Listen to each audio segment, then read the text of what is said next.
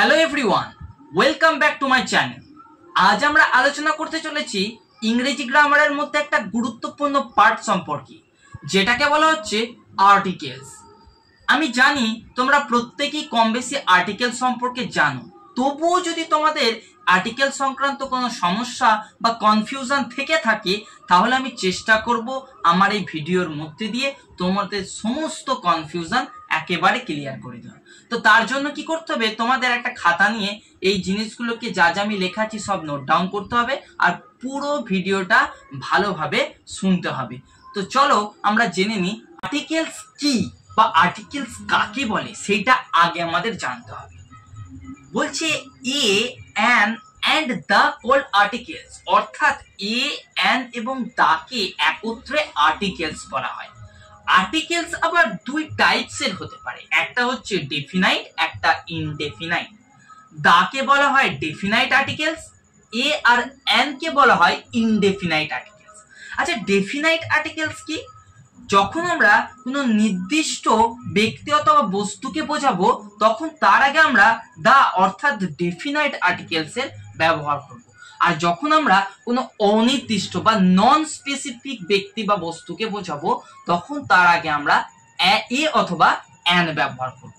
তাহলে দা কখন ব্যবহার হবে? যখন আমরা নির্দিষ্ট করে, মানে আমরা একদম স্পেসিফিক ওই জিনিসটাকেই বোঝাবো, তখন তার আগে আমরা দা ব্যবহার করব। আর এ আর অ্যান কখন ব্যবহার করব? যখন আমরা জানি না কোন ব্যক্তি বা কোন বস্তুটাকে আমরা বোঝাচ্ছি, মানে অনির্দিষ্ট ব্যক্তি বা বস্তুর আগে আমরা সবসময় এ অথবা অ্যান ব্যবহার করব।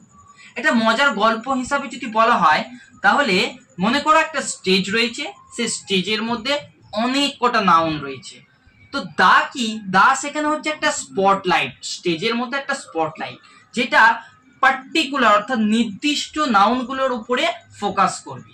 আর এ আর অ্যান হচ্ছে তোমার স্টেজ লাইট, যেগুলো যে কোনো নাউনকে ইলুমিনেট করতে পারে, অর্থাৎ আলোকিত করতে পারে। তাহলে দা কিন্তু নির্দিষ্ট যে নাউনগুলো সেইগুলো কি ফোকাস করবে, আর এ আর অ্যান তোমার যে কোনো নাউনকে তোমার আলোকিত করতে পারে। তো চলো প্রথমে আমরা দেখে নেব ইনডেফিনিট আর্টিকেলস এ আর অ্যান এর ব্যবহার সম্পর্কে। কোথায় এ ব্যবহার করব আর কোথায় অ্যান ব্যবহার করব। বলছে ভাওয়েল সাউন্ডের পূর্বে সবসময় অ্যান ব্যবহার হয়। আমরা প্রত্যেকেই জানি এ, ই, আই, ও, ইউ এই পাঁচটা হচ্ছে ভাওয়েল, এই পাঁচটা বাদ দিয়ে বাকি 21টা হচ্ছে কনসোনেন্ট। তো এখানে বলছে ভাওয়েলের আগে নয়, ভাওয়েল সাউন্ডের আগে।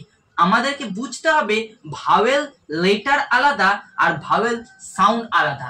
অর্থাৎ যদি আমরা ভাওয়েল দেখি তার আগেই যে অ্যান বসাবো এমন নয়, উচ্চারণ করে দেখতে হবে সেটা ভাওয়েল সাউন্ড হচ্ছে কিনা, অর্থাৎ এ, ই, আই, ও, ইউ এইগুলোর মতো উচ্চারণ আসছে কিনা। যদি আসে তাহলে তার আগে আমরা অ্যান ব্যবহার করব। এখানে এক্সাম্পল দিয়েছি ড্যাশ অ্যাপেল, অর্থাৎ অ্যাপেল উচ্চারণ করার সময় আমাদের ভাওয়েল সাউন্ড পাচ্ছি, তাই এইটা হবে অ্যান অ্যাপেল। দ্বিতীয় বলছে যে কনসোনেন্ট সাউন্ডের পূর্বে সবসময় এ বসে, অর্থাৎ কনসোনেন্ট লেটার নয়, কনসোনেন্ট সাউন্ডের আগে এ বসবে।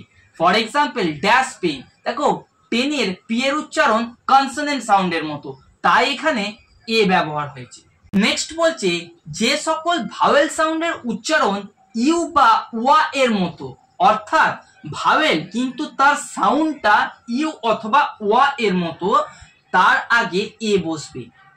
ফর এক্সাম্পল বলেছে ড্যাশ ইউনিভার্সিটি, দেখো এখানে ইউনিভার্সিটির উচ্চারণটা ভাওয়েল সাউন্ডের মতো নয়, ইউ এর মতো আসছে, তো তবুও এটা এ হচ্ছে। এটা হচ্ছে কি এক্সেপশনাল, একটা ব্যতিক্রম জিনিস। যদি আমরা ভাওয়েল সাউন্ড পাই কিন্তু সেই ভাওয়েল সাউন্ডের উচ্চারণটা ইউ অথবা ওয়া এর মতো হয়, তাহলে তার আগে সর্বদাই আমরা এ ব্যবহার করব। আর একটা এক্সাম্পল যদি আমরা বলি যে ড্যাশ 1 রুপি, ওয়ান ওয়া এর উচ্চারণের মতো আসছে, তাই তারও আগে এ ব্যবহার করব। নেক্সট দেখো কনসোনেন্ট লেটার যেটা এইচ আছে, এই এইচ যদি সাইলেন্ট থাকে, ওয়ার্ডের সামনে যদি এইচ থাকে এবং সেই এইচ এর উচ্চারণ যদি সাইলেন্ট অর্থাৎ উচ্চ মানে শোনা না যায় এমন থাকে, তাহলে অ্যান ব্যবহার করব। ফর এক্সাম্পল ড্যাশ আওয়ার, এখানে দেখো এইচ আছে, আমরা উচ্চারণটা হাওয়ার করছি না, এখানে এইচ এর উচ্চারণটা সাইলেন্ট আছে, উচ্চারণটা হচ্ছে আওয়ার, তাহলে এখানে আওয়ার উচ্চারণ করতে গেলে একটা ভাওয়েল সাউন্ড পাচ্ছি, তো সেই কারণে এর আগে হয়েছে অ্যান। তারপরে বলছে ড্যাশ অনেস্ট, এখানে হনেস্ট বলছি না, উচ্চারণটা কি অনেস্ট, তাই উচ্চারণ করার সময় তার আগে আমরা ভাওয়েল সাউন্ড পাচ্ছি, তাই এখানে অ্যান হয়েছে।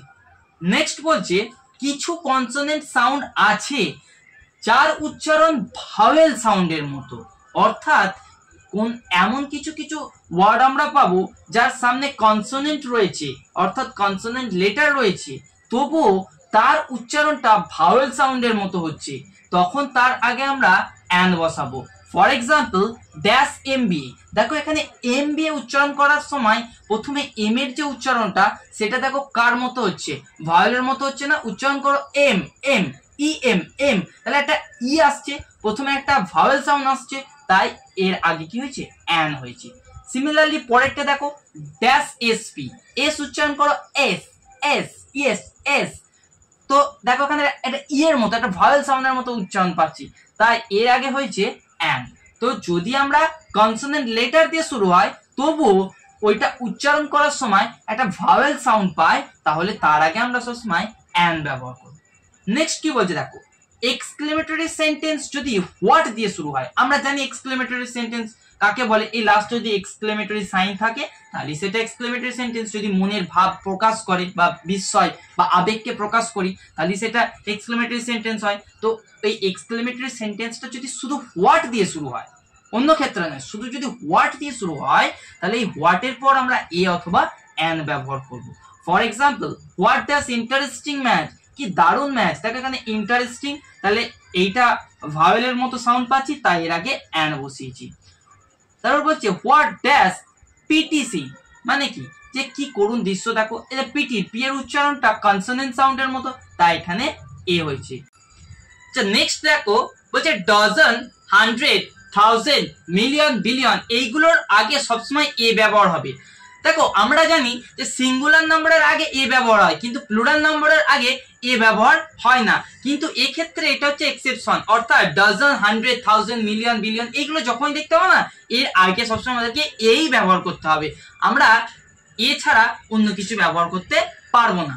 ফর এক্সাম্পল কি বলছে there are dash 100 people in the field, মাঠের মধ্যে 100 লোক রয়েছে, দেখো এখানে তবুও 100 এর আগে কি ব্যবহার হয়েছে, এ ব্যবহার হয়েছে।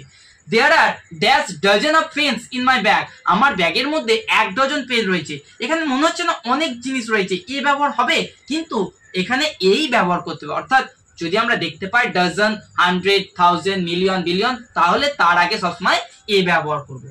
নেক্সট বলছে ইচ, পার, এইগুলোর অর্থ যদি ব্যবহার হয় সেন্টেন্সের মধ্যে, তো এমন অর্থে তার আগে সবসময় আমরা এ অথবা অ্যান ব্যবহার করব, সেটা দেখে নেবো এ অ্যান কোথায় বসবে, যদি সেন্টেন্সটা ওই ড্যাশের পরে যদি যেমন আমরা ওয়ার্ড খুঁজে পাবো তার আগে তেমন ভাবে আমরা এ অথবা অ্যান এর ব্যবহার করব। তো দেখে নি এক্সাম্পলে কি বলেছে, হি ড্রাইভস আ কার অ্যাট 60 কিমি পার আওয়ার, দেখো না পার আওয়ার লিখলে ভুল হয়ে যাবে, যে সে গাড়িটা চালাচ্ছে 60 কিমি পার আওয়ার, এখানে পার ব্যবহার করতে পারবো না, এখানে আওয়ার যেহেতু ভাওয়েল সাউন্ডের মতো উচ্চারণ হয় তাই তার আগে অ্যান ব্যবহার করতে পারবো।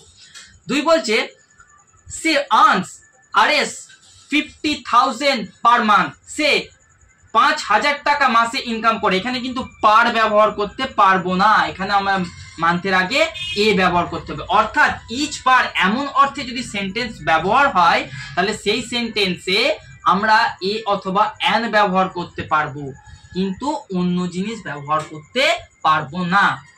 নেক্সট বলছে অপরিচিত কোনো ব্যক্তির নাম অথবা পদবীর পূর্বে সবসময় এ ব্যবহার হবে, অর্থাৎ আমরা যদি কোনো ব্যক্তির নাম না জানি বা তার পদবী নিয়ে যদি আমরা কথা বলি তাহলে তার আগে সবসময় এ ব্যবহার করব। For example dash mister Roy came to meet my father, mister Roy আমার বাবার সঙ্গে সাক্ষাৎ করতে এসেছে, এখানে তার নামটা কি অরিজিনালি আমরা জানি না, অর্থাৎ একটা অপরিচিত ব্যক্তি আমাদের কাছে, তাই এর আগে আমরা এ ব্যবহার করেছি। হচ্ছে ড্যাশ জেন্টেলম্যান বা ড্যাশ জেন্টেলম্যান, ভদ্রলোক বা ভদ্র মহিলা, এখানে দেখো ওই ব্যক্তিটার নাম আমরা জানি না, আমাদের কাছে অপরিচিত, তাই এমন সম্বোধন করতে তার আগে সবসময় আমরা এ ব্যবহার করব। নেক্সট রয়েছে বলছে মোস্ট এর পূর্বে এ এবং দা উভয় বসতে পারে, মানে এও বসতে পারে আবার দাও বসতে পারে। আচ্ছা, মোস্টের আগে এ কখন বসে? যখন কোনো ভীষণ সুন্দর বা খুব সুন্দর এমন জিনিস বোঝানো হয় তখন তার সেক্ষেত্রে মোস্টের আগে সবসময় এ বসবে। আর মোস্টের আগে দা কখন হয়? যখন সুপারলেটিভ ডিগ্রি ব্যবহার করা হয়। সুপারলেটিভ ডিগ্রি বলতে কি বলে না, যে অনেকের মধ্যে তুলনা করা যাচ্ছে, মানে অনেকের মধ্যে একজনকে সেরা হিসাবে দেখানো হচ্ছে, তখন আমরা সুপারলেটিভ ডিগ্রি ব্যবহার করি। আর সুপারলেটিভ ডিগ্রি যদি হয় তাহলে মোস্টের আগে সবসময় দা ব্যবহার হবে। For example, Rama is dash most intelligent girl, মানে রামা হচ্ছে একটা খুব বুদ্ধিমতী মেয়ে। এখানে দেখো খুব বা ভীষণ ব্যবহার করা হচ্ছে অর্থ হিসাবে, তাই এখানে মোস্টের আগে এ ব্যবহার হয়েছে। আর সেকেন্ড বলছে Rama is the most intelligent girl in the class, Rama হচ্ছে ক্লাসের মধ্যে সব থেকে বুদ্ধিমতী মেয়ে। তাহলে দেখো এখানে অনেকের মধ্যে তুলনা করা হয়েছে, তাই সুপারলেটিভ ডিগ্রি হয়েছে, তাই এখানে মোস্টের আগে দা ব্যবহার করা হয়েছে। তো আজকের ভিডিও এই পর্যন্তই। এই আর্টিকেলসের বাকি অংশটা আমরা এর পরের ভিডিওতে আলোচনা করব। তো ভিডিওটা তোমাদের কেমন লাগলো কমেন্ট করে জানিও।